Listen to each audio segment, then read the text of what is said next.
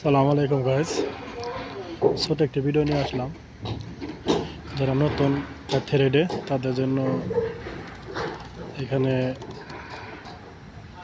Size দেওয়া আছে। প্রথমে 1 ইঞ্চি, 1.5 ইঞ্চি, 1.5 ইঞ্চি, লাস্ট 2 ইঞ্চি। এখন আপনি কত ইঞ্চি করবেন?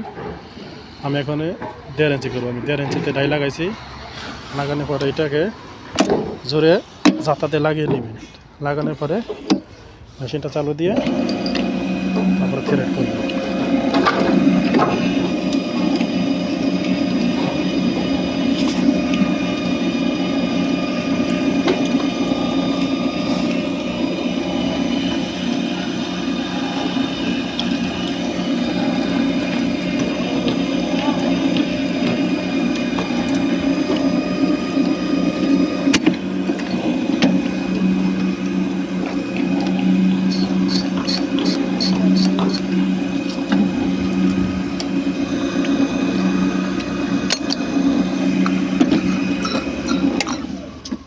একটু চেক করে লই।